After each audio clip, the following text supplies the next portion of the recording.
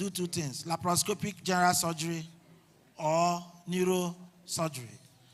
And you see, those that are in those fields now, they are not struggling too much.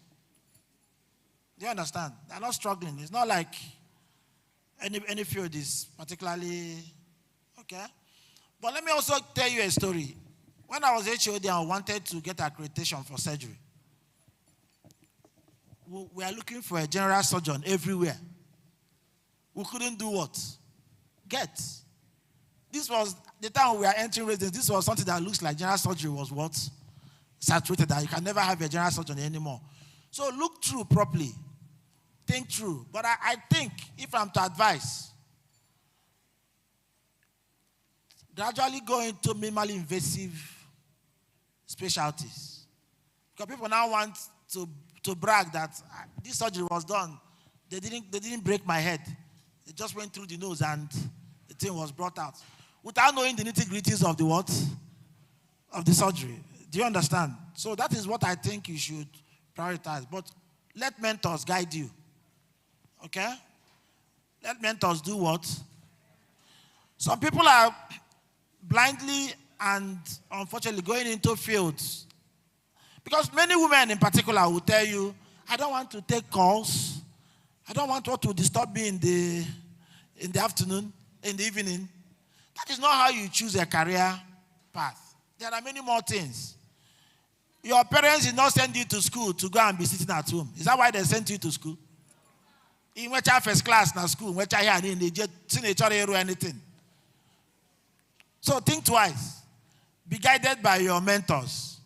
Okay? Again, don't over-specialize in what cannot be done in the country at the time you are maturing. Because you mature in the next 10 years. Let me tell you a story. When I finished training, I had done some trainings about endovascular neurosurgery. You know, using wires through veins to do surgeries. A year later, I told my prof I wanted to go back to complete that training and set up. He told me no, that will not mature in the country soon. Because you are experts in what you do every day. I hope you know that. You're not expert because you have a certificate. I'm expert in brain and spine because you put anything brain now, but I'm mechanically. Okay? Does that make me an expert in cardiology? Or orthopedics? Do you understand it? Okay. Thank you very much, sir. Please, the next question says, good day. Please, for medical students who would want to have a few weeks of clinical training abroad to broaden their horizon, will it be advisable? Yes. And would it affect their studies in any way, including, most especially, their attendance? Yeah. I know this question will come. Actually, when I was in school, universities used to select bright students and send them for postings. I benefited from that. Okay, but nothing wrong in you doing international postings. Many parents still send their children for international exposure. And that's why I said, understand your what? Circumstance.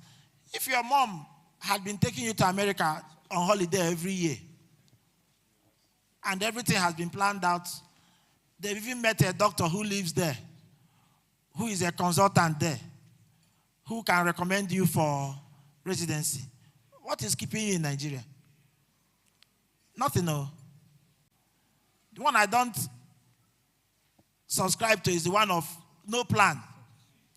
It took every day. Na abari na emecha PP. Je chinye go na convert it to dollar. Na eche mbosi oga amateur.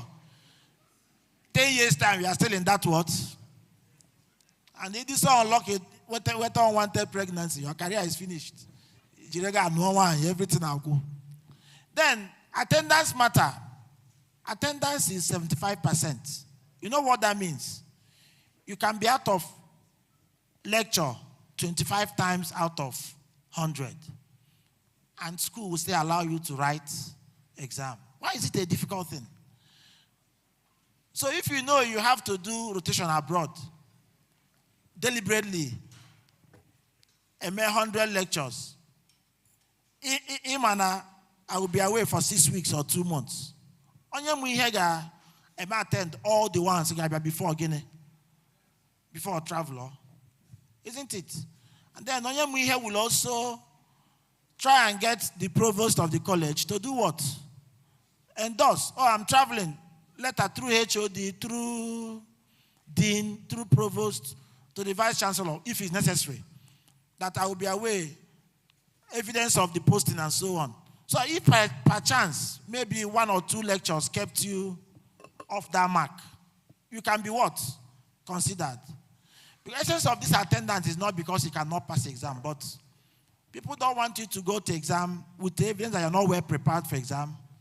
And when you fail, who will be blamed? The system is blamed for not even making sure you did what? You attended. Is this clear? All right. Okay, thank you very much, sir. The next question is for nurses. And the question is, securing of employment after nursing school has become an issue now, which is one of the things that make them go abroad. So how do they solve this problem? In fact, there's nothing one I'm even baffled about. The nursing gap in Nigeria is horrible. It's unimaginable. Do you know patients are discharged from hospital, they still need people to care for them at what? Home. That I discharged somebody that had spine tumor surgery or brain tumor surgery didn't mean he's qualified to go back to work. It's a way of reducing costs sometimes. So when nurses say there is no work, I think something is wrong with us. Go and open a good step-down facility for your, be 3 or 4 or 5 in a group, set it up. Make it run at a premium. Even big men that want massage, put beautiful nurses there. You will have a lot of job. Next one. Okay, so please don't depend. Premise that we depend every time on government what? Job. And most people have become so brainwashed that all they are looking for is a doctor to do what? To give them work. Yes. There are things about doctors in some medical practices. Somebody that has suffered stroke, brainstem stroke, that has been alive for 2 months, that needs nursing care. What are the things he needs? Feeding, making sure there is no ulcer, bed bathing, sitting him up from time to time, now and so on. Does he need a doctor? Who will manage that person for the rest of his life? And you will stay to put a bag in America. Next one. Okay, thank you very much, sir. This question is a very interesting one. The person asks, please, sir, how does one make money and fame after medical school?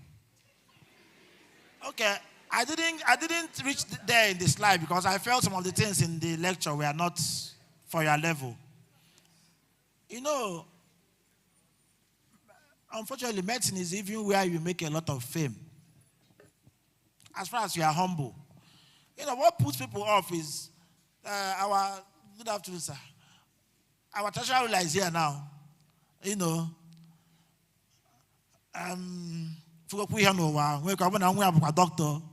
Doctor.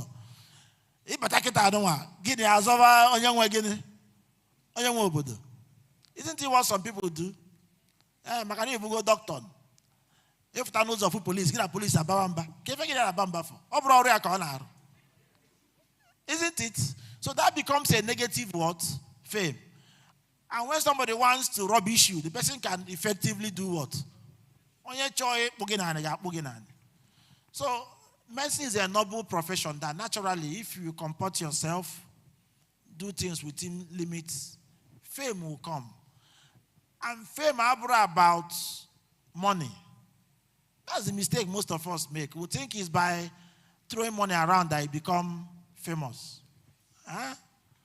I went to bury one of our very senior doctors 2 days ago. I walked in. I'm not now banned no people from entering the VIP area that period. So I just came in and, was walking innocently. So the bouncer came and said, no, don't move. You must go there. I stopped. Where can I come now? Nobody's allowed to enter here. Do you know who saved me? One man to go. No, don't do that. I'm a professor. How can you? Do you understand? When I put some more about the bouncer, get out of here. Who are you? Get out. What will happen? Had it three, Megan? And once they do that, what will happen? Don't talk to him again. That's not the guy going where. So that is one about fame. But money, there are many things in medicine that should give us money. Only that we are narrow-minded about just patient consultation. I've asked again, bed in a hospital, who should supply it? Syringe who should advise on the best type and produce the best type? All this medical equipment we're importing. Who will initiate it so that engineers can start producing? You think it's the engineer that will initiate it? Doesn't know about it. The drills we used to do surgery. I give you a simple example. It's the same drill that in a big way, the engineers used to perform a wall, shave tiles, and so on. But medicine will now change it to, the one for medicine will now be so fine-tuned that drill you buy 30,000, 60,000 in our shops will suddenly become 20 million when they supply it to you. Who is not somebody that produced it? Must we import it? Must we import it? Must we import that drill? In fact, I've taken some engineers to look at that. We saw it is something that can easily be what? Done. Suction machines in the hospital, are we producing them? Are they highfalutin things? So money is not just in how you see patients, number of patients you see in a day. And that's why some doctors lose their morale. It's not about fighting dirty about patients. Okay? That is important. So a lot of money is circulating around you that you don't even know. All the research in medical field, who will do them? Who will initiate them? How many of us are talking about energy into research? Nobody's talking about that here. That Bill Gates is releasing millions of dollars for research on tetanus. Who will do it? You won't do. You won't initiate with your group. In our Japa. Will you from America come and do polio research in Enugu here? Do you understand it? So money is everywhere. But also, even in the practice of medicine itself, try and be nice to your patients. Maintain their confidentiality. If a high-profile person comes to your hospital, he may try surgery, I know on the street, what do you think will happen? Will another one come? If they hear it, he won't send another person. No. So you start struggling with people like us who don't have money. Even with 5 high-profile people in a year, do you need to do another surgery for the year? Have you not made fame? The fame is because they are talking about you, isn't it? And the money is because they've paid you. Do you understand that? All right. Thank you very much, sir. Thank you very much, Prof. Please, can everybody say a big thank you, Prof? A louder thank you, Prof. Thank you, Prof. Round of applause for him, please, as he returns to his seat. Thank Thank you so much, Prof. Okay, now before we go on with any other thing, we have some very, very, very, very extremely special guests in our midst, and we are really, really honored to have them.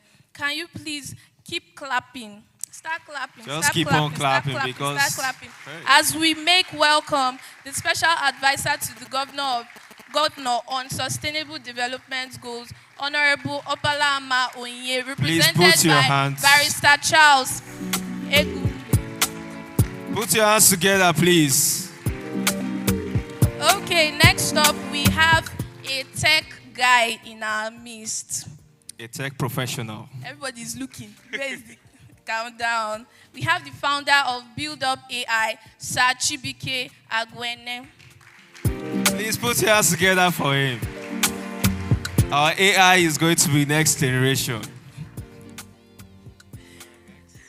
Okay, so we have in our midst,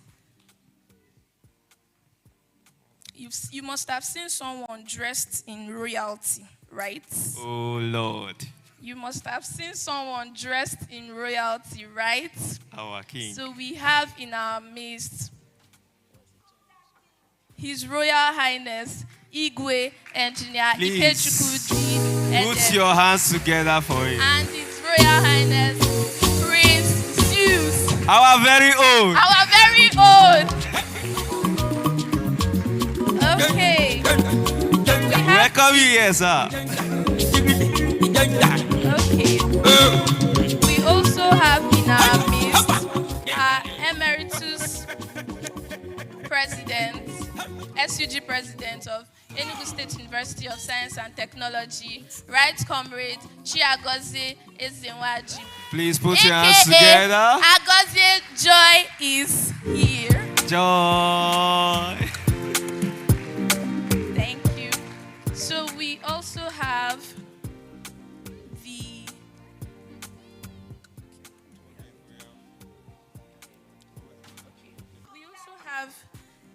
the University of Nigeria Medical Students Association, that's OMSA President, Sir Theophilus Abraham. Please, round of applause for him. Where are you? Please wave your hand. Where are you? Okay, he stepped out. Just stepped out. Welcome. Okay. We have in our midst as well the Standing Committee Director on Standing Committee on Research Exchange, Adebayo Mushood Abiodun. Round of applause, please. Thank you so much. We are really honored to have you.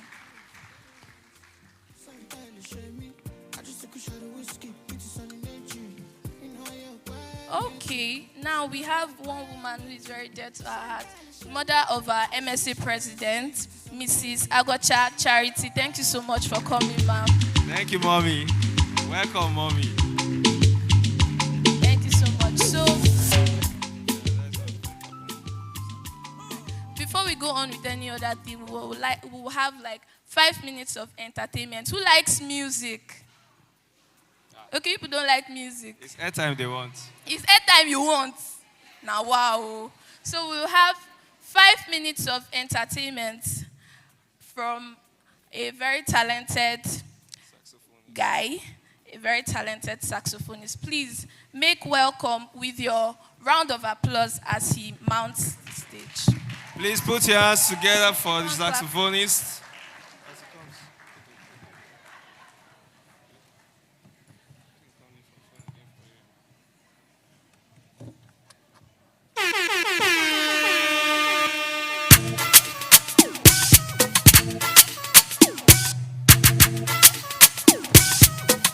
Bam bam bam, bam bam bam, bam bam bam, bam bam bam, bam bam bam, bam bam bam, bam bam bam.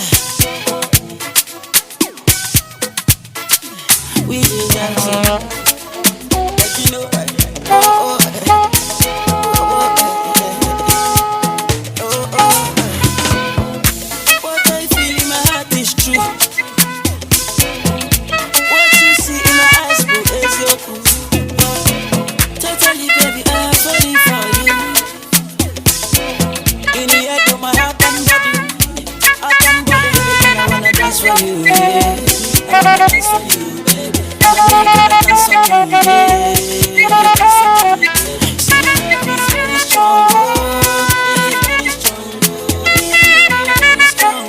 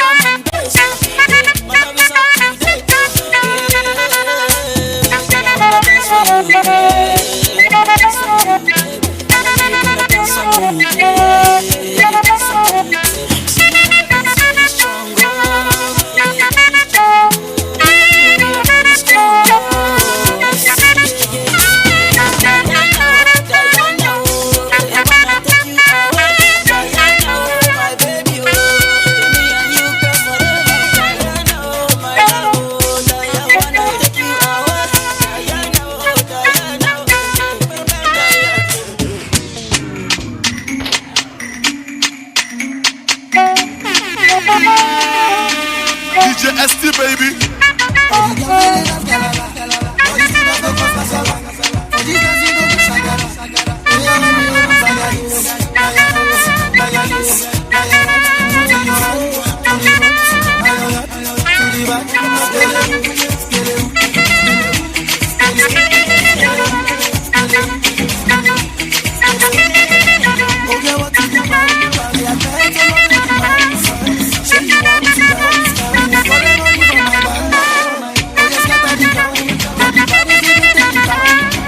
When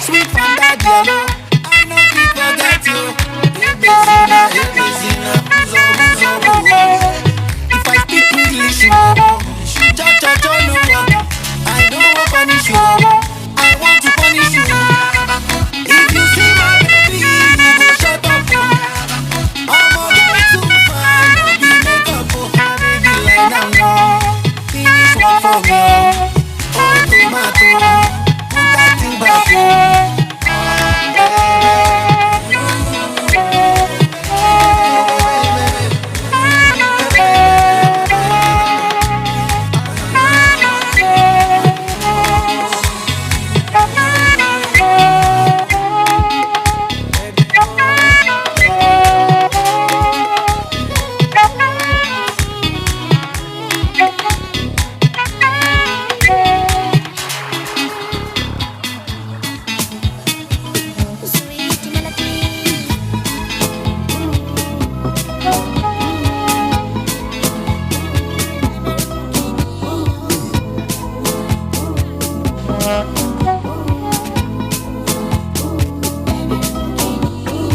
Telling me what I owe you. Telling me what you wanted me to give you. My darling, what is it that I told you? Telling me how they be fooling you like on the. Telling me how they be fooling you like on the. People that go down so cute. I'm gonna down so cute. All my people that go down so cute. Boss man, you go down so cute. When the bed to the enter body, enter body. And the girl them go shake their body, they go shake their body. Oh, do I wanna move on belly? You know the money you take up police. You know the love you got.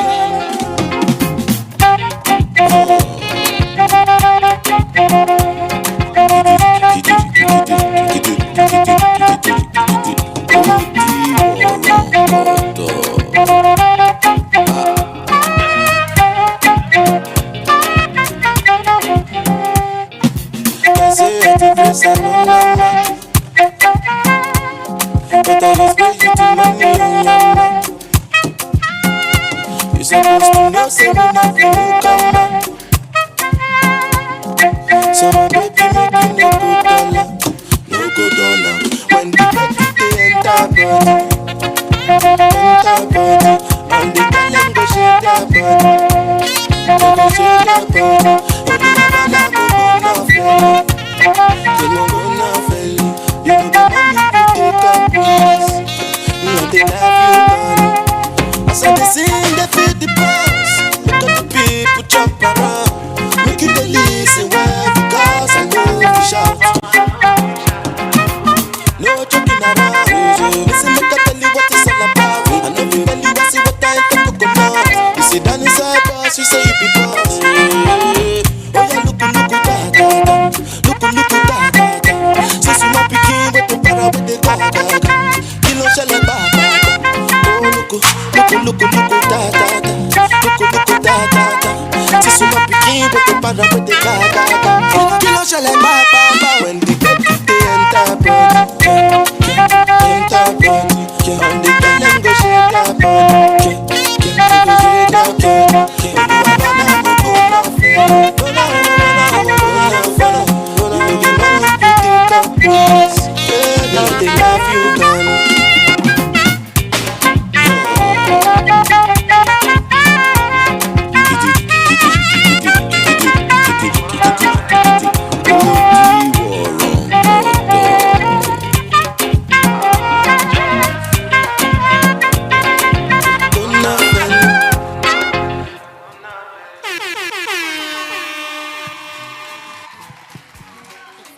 Talent, celebrate talent.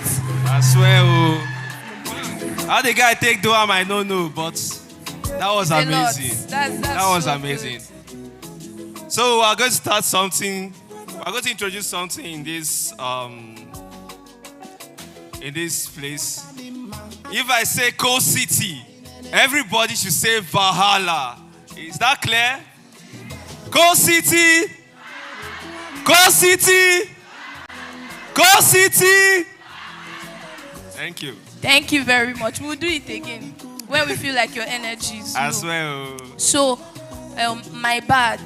I omitted some very, very important people while introducing our special guests, and some just walked in right now. So please start clapping. Start clapping. Start clapping Start now, clapping Coal City. as we make welcome the Nimsa Southeast Caucus Chairman, Dr. Eze Ikenna Daniel. Where are you, please, sir? welcome. Please clap for him, please. Put your hands We together. would also like to make welcome the president of ESUT College, Enugu State College of Nursing, Naji Stephanie. Please clap for her. Clap for her. Oh, yes. Oh my God. Oh, yes. College of Nursing. I like the people, vibe, man. They are really representing. It's not just airtime. Esumsa, it's your turn now. We would like to make welcome Esumsa, our don't fall my hand, oh. Vice President Dominic Annette. Please put your hands together for your vice. Okay. We would also like to make welcome the immediate past Nimsa Southeast Regional Coordinator, Chimeze Joseph. Put your hands together, Put your hands together now. Wow. Okay, and then last but not the least, we would love to make welcome the immediate past EPSUMSA President, Eshaya Nelson Uchechukwu. Where are you, sir? Okay, thank you very much. We are really honored to have you today in our midst. The next person we are going to call to talk to us is going to, open our minds to the tech world. Somebody say tech. Tech. Somebody say AI. Somebody say ChatGPT. Oh, we all know that. Somebody say build up AI. Okay, so Chibike Agwene, I'm so sorry if I'm not pronouncing it correctly, is the founder of and CEO of Build Up AI, Nigeria's first fully indigenous AI-powered personal tutor platform. At Build Up, he is pioneering a new era of personalized education, bridging the gap between traditional learning and world-force readiness through intelligent, adaptive technology.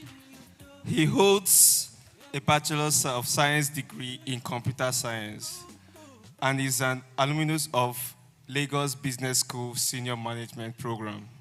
Equipped with him with both technical depth and strategic leadership acumen, and so much more.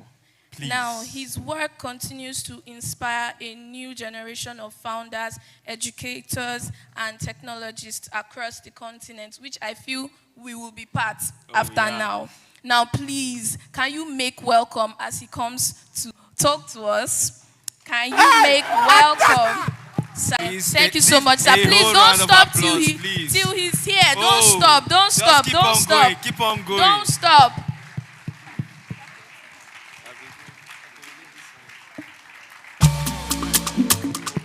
Please keep on clapping for him until he reaches the stage. Are you tired? People on this side, what's the color of your problem?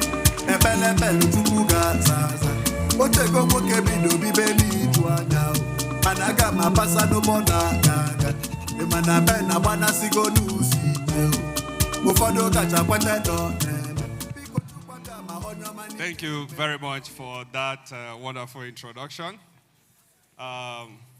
His Royal Highness, please permit me to stand on the existing protocol. I know protocol has been established before. I don't know, how do you greet medical students? When we were in school, I was not a medical student, so we're just the greatest Nigerian student. So I don't know how you greet medical student. How do you greet medical student? Is that what?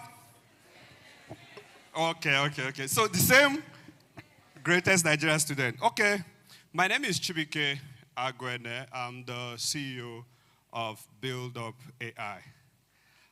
The prof that spoke earlier, I don't know if he's still around. That was a great presentation. You know, the world is transitioning into an AI-powered era. And unfortunately, most of us are yet to appreciate the depth of the transition that is taking place. I make bold to tell you, you are going to walk and live in an entirely different era. Maybe medical doctors today that were in your position 10 years ago, today probably they have 9 or 8 years practice experience. I want to tell you what they experienced or what they're experiencing is not in any way going to be the same with what you are going to experience. The last few months ago, or just a few weeks ago, KPMG, they released their annual report. It's called the 2025 Global CEO Outlook. And in that report, they analyze about 69% of top CEOs in the world. 20% of their entire budget is on AI, artificial intelligence. We're transitioning into an era where intelligence is going to be hybrid, partly human and partly machine. So you will be working in hospital and you'll be collaborating with AI agents. Does that sound strange? I'm not talking about going and just maybe asking questions on ChatGPT or Gemini and then getting response. No. You know, then back in school, when I was undergraduate, medical students are actually the most brilliant. Am I correct? Is it still like that now? Is it still like that now? But, you know, I heard the presentation. He was talking about how most people want to Japan. They want to go. And that's when you have a narrow mindset about the sector that you're playing in. If you have a narrow mindset that is just maybe you want to interact with patients alone, and that's all there is to medical science or medical field. What I want to share with you is the direction that the world is going, both in terms of practice and in terms of medical education. So we need today in our world young people like yourself, not just with clinical knowledge, but with data fluency. People who can interact with the tools like artificial intelligence, understand what's the output from AI, and collaborate with the artificial intelligence in building a better healthcare system. Let me share with you something that is going on. Currently in India, there are two fundamental problems they are solving with artificial intelligence. One, in terms of diagnostic bottlenecks, and the second one is bridging the gap in terms of access to healthcare in rural communities. There are some hospitals now, what they do is they have AI-powered cameras to actually monitor ICU patients in real time. So you might not have a specialist there, and it can detect any situation. Maybe when the patient's case is deteriorating, the AI can detect and send that information to the right person for intervention. So you can have early intervention even without somebody being there present. And they are also experimenting. In fact, they are currently using it now in some rural communities. You see that you have a modular access to diagnostics services in terms of you don't need to have a specialist presence. So you have AI that is trained with millions of data. And you have a patient, maybe it could be an emergency situation, and all you need is to input the symptoms, scan the result, and of course the patient's history. And the AI will do the magic. What do you think about, I just want you to pause for a moment, and if you have an artificial intelligence, and when I say artificial intelligence, let me tell you something, it shouldn't sound distant from you. For the first time in human history, for the first time, we have an intelligent companion that can think, that can reason, in some cases make better judgment than us. And that is why most experts agree that this is probably the greatest invention in human history. Imagine for a moment when electricity was invented. Imagine the invention of internet. Experts are saying both internet and electricity combined is not up to what we are experiencing now, artificial intelligence.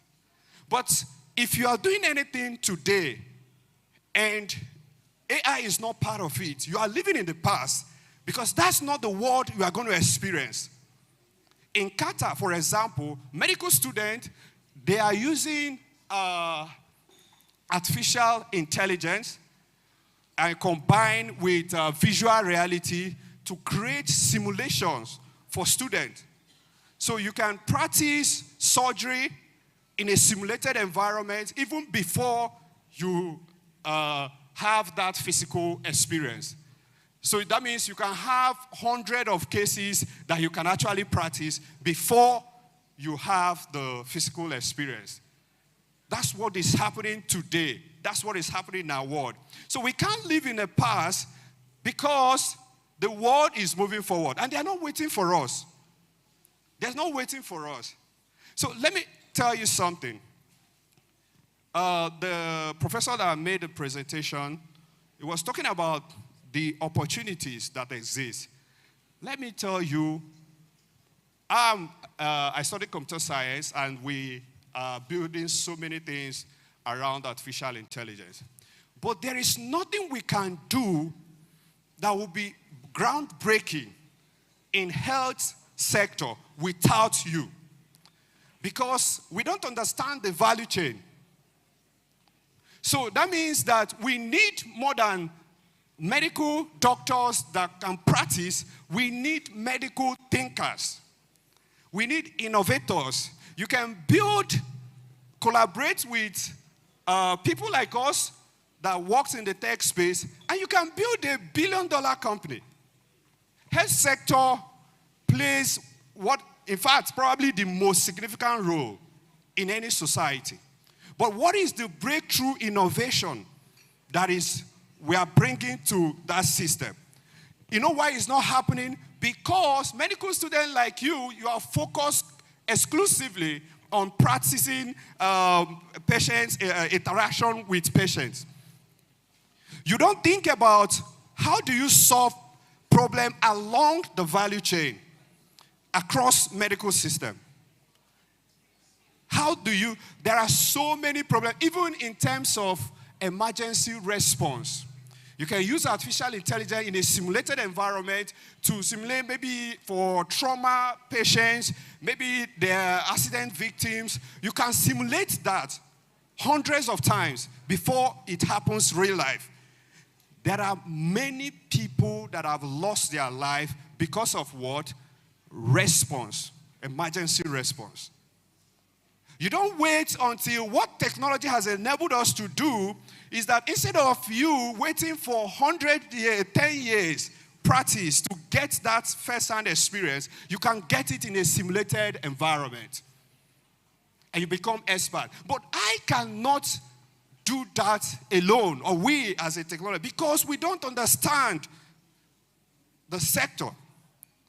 So that means that there are the gaps that exist. And that's why he mentioned something here, all the equipment, the stuff that you are using, they are all imported. We've done something that is groundbreaking in terms of build-up AI, and it's in education, because that's the sector. That's where I understand. I understand the education system very well. And we've built the first of its kind in the whole of Africa. But we can't do that in medical field if we don't have collaboration with you guys. I will be having conversation. Steph, thanks for making this to happen. Maybe after this, we can have, I love to do practical, not just to talk. We can have conversation with the president of the association. I met him, brilliant young guy. And then we can see areas to collaborate. We've built an intelligence system. The future, you know that doctor-patient ratio in Nigeria, there are different numbers Some say is 1 to 5,000. Do you know the accurate one in Nigeria? Do you understand what I'm saying? Doctor to patient ratio. Do you know the accurate? There are reports that is 1 to 5,000. That is way below the WHO recommendation. This gap can be bridged with artificial intelligence. And you are talking about living. You want to Java. When there are gaps here, you can become a multi-millionaire in dollars in a few years. If you understand that your role is beyond, because at the end of the day, you want to save lives.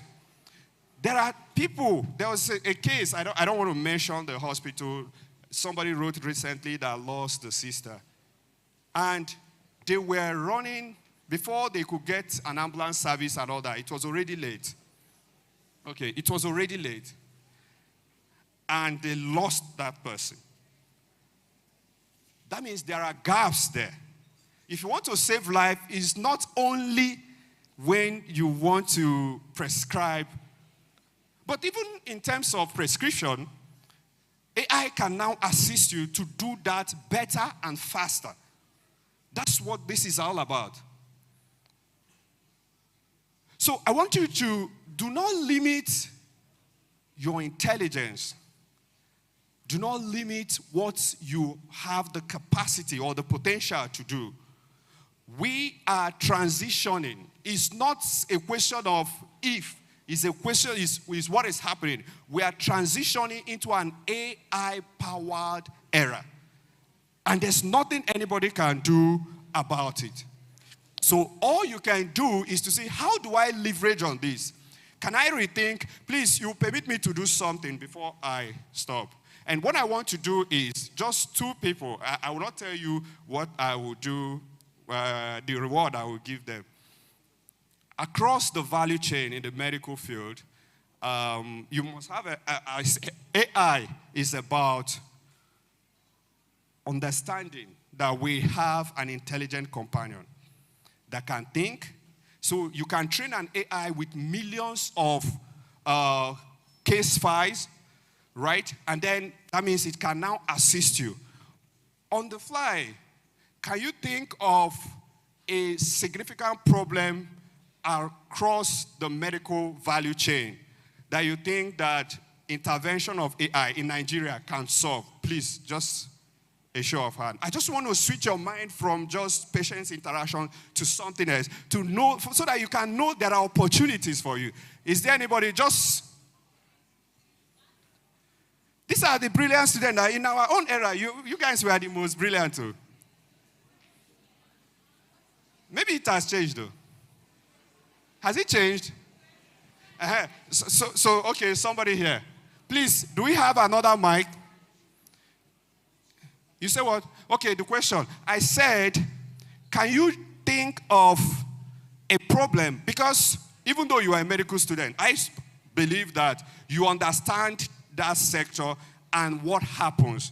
Abi, better than us, even before you start your practice. So, can you just think quickly across the medical value chain? What is the significant problem that you can just think immediately that artificial intelligence can solve, can help to solve it? Just a show of hand. Okay, somebody is there. Please, can we have mic, please? Sorry, just there. Somebody is there. Okay, there's somebody, just two people. We have one person here and then a lady. No, not her. See, she asked me a question, to repeat the question, yes. The young gentleman standing up, yeah. Thank you, sir. Yeah. So, why am I saying all the time? Precision is one of the things that AI can actually solve, because we human beings are prone to, like, we are social beings, we are prone to our emotions and all, and probably doing works and services, our emotions can tend to drive our actions, and then we can mago. Okay. So AI can actually be very precise. That's true. That's part of it. See, you know what you just did now, you might ignore it. That's how we get ideas. Today that we build up AI, that's how it came, right? But if you take it serious, but if you think that this is just joke, because you've spotted a dissatisfaction gap that AI can, it's not, you don't need to know how.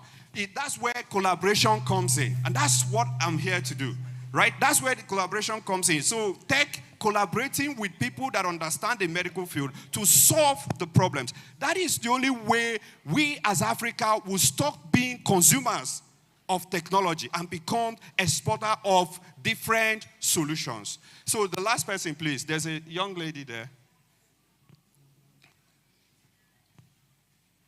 We might talk after this because we don't understand. I'm interested in the medical field, but I don't know it. So I cannot go and start studying medicine because we want to create a solution. What we can do is to collaborate. Thank you, sir. I'm mainly going to talk more on what he said, mainly in ophthalmology or eye surgeries, because I had an aunt that died because there was no real precision in the eye surgery that was conducted in Nigeria in Lagos State. So I'm just going to talk more on what he just said in ophthalmology surgeries. Okay, thank you very much. Thank you very much. You see why we are ignorant of the details of things that goes on there. I'm interested in having a conversation with your association, both in terms of how we can personalize our, we have an AI personal tutor. I understand that. What's the most difficult course? What's the most difficult course? Is it anthropology? I hear about, this one that I hear every time. What's the most difficult? Anatomy. Okay, anatomy. Yes, it's anatomy. So now, before I round up, can you imagine for a moment, right? Can you imagine after an anatomy class, obviously, do we agree that everybody cannot learn at the same pace, right? So no matter how important that course is, and no matter how good your facilitator or lecturer is, it doesn't mean that everybody will grab whatever they are teaching. Now, can you imagine after that class, and beyond the textbook, that you can actually learn with an AI personal tutor in a simulated environment when you get back to your hostel? What do you think about that? And the AI will understand you, interact with you, understand your level of proficiency in that subject, understand your learning pace, understand your learning style, and create a personalized learning for you. Is that something you'll be interested in? That is the future of learning. And if we are not doing that, we are using outdated model to train you guys. I was told I have just 5 minutes, so probably before I stop, let me say this. To all of you that are here, you can become one of the greatest innovators of our time. And that's what I encourage you to look at, that opportunity. But you can't do this alone. It requires collaboration. And that's where people like us come in. So on that note, I want to say thank you for having me. Thank you very, very, very, very much, sir. I hope you guys learned a lot because I did. I've learned more than ChatGPT. Somebody said the future is tech. You are not in that future. Are you not in that future? Say the future is tech. And that's on period. So, before we go on to the next thing, the event is, it has reached its peak and is getting there. I swear. So we'll go one more round with what we have learned. You both remember what we learned the last time, right? Okay. So, Coal City. Jesus, no. What just happened? I said Coal City. Coal City. Wahala oh. Okay, so we have a lot of special guests in our midst. They are still coming. We are still finding them out. Please start clapping as I make welcome the latest Enugu State College of Nursing President, Ushi Chisom. Yes. Chibuzo. Of course. And the latest See love. This school, they love their people. Hey. The joy is palpable. Okay. The latest, please calm down. Enugu State College of Nursing Vice President, Olemadi Uchechukwu Priscilla. They give them a beg. You're welcome. We really appreciate your presence. We are honored to have you here. Let's also welcome a very important honorable guest in our midst, the Nigeria Medical Association Chairman, Dr. Sunday Okafor. Woo! Let's put your hands together. Thank you very much, sir, for coming around. Now, last but actually the mightiest, we have a young, bright man, as we've heard today. Oh, yes. One who has tirelessly worked hard for this convention. Everything is on his head at this point. He has, there's nothing he has not done for this convention. Nothing Even at all. when we will write exams and he will still be there going out for this convention. I don't know what words to use to describe the effort, the sacrifice, the everything he has put into this convention. It's like it's his wedding. It's like it's his birthday party. He's doing you people. Everything. Just Please. I'm so sorry, but if you can stand up. Stand up. Please stand up. You have to stand up for him. And make welcome our able SYMPOSIUM president. Hey. Oh God. Cyril, aka White Lion. The White Lion. He's not wearing white. Hey. Thank you so much, Agocha. It's a delight to have you as our president, honestly. Okay. For 5 minutes, we are going to welcome one of our most honorable guests to come and give us some words of encouragement. So please, a round of applause as we make welcome His Royal Highness Igwe Engineer Ikechukwu Ude to give us just 5 minutes words of encouragement. Just encourage us. We are your children. Sir, Your Highness, we are your children. Just encourage us.